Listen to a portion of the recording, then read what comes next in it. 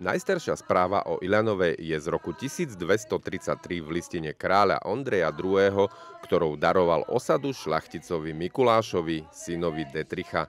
Vychádzajúc z tohto poznatku oslavili v Iľanove 790 rokov od prvej písomnej zmienky. Pri tejto príležitosti primátor Ján Blcháč daroval tejto mestskej časti Liptovského Mikuláša prvý erb a tiež vlajku obce.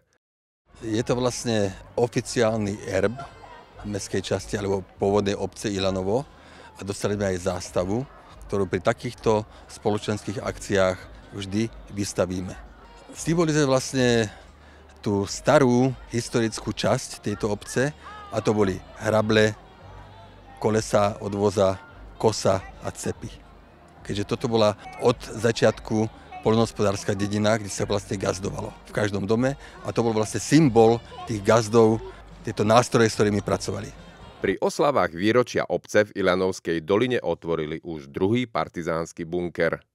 Tak sme zasa svedkami takej príjemnej udalosti, keď sa už vlastne od roku 1944, keď ten bunker bol zriadený na pomoc ľuďom, ktorí sa uchýlili do Iľanovskej doliny, ale aj partizánov, ktorí tu bojovali ako zásobovanie potravinami a rôznym tovarom, tak odtedy bol ten bunker už s rôznym spôsobom trikrát opravovaný a teraz je to 4. krát.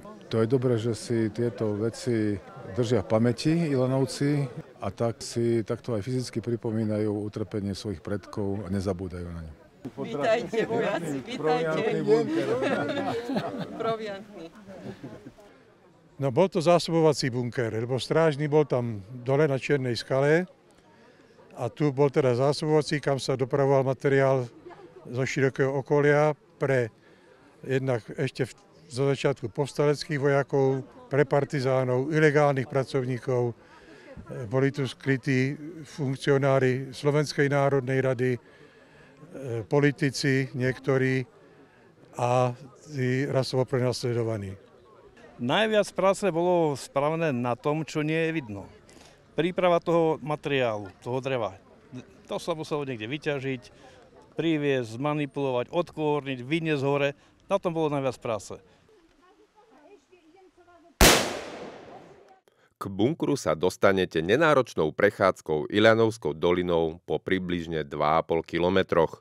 Je to proviantný zásobovací sklad, ktorý počas Slovenského národného povstania slúžil partizánom, ukrytým odbojárom a rasovo prenasledovaným obyvateľom Mikuláša. Dnešný názov obce je pravdepodobne odvodený od mena zakladateľa a prvého vlastníka, ktorým bol Ilián. Obec bola v roku 1976 pričlenená k Liptovskému Mikulášu. Pre televíziu Liptov Janko Kamenský.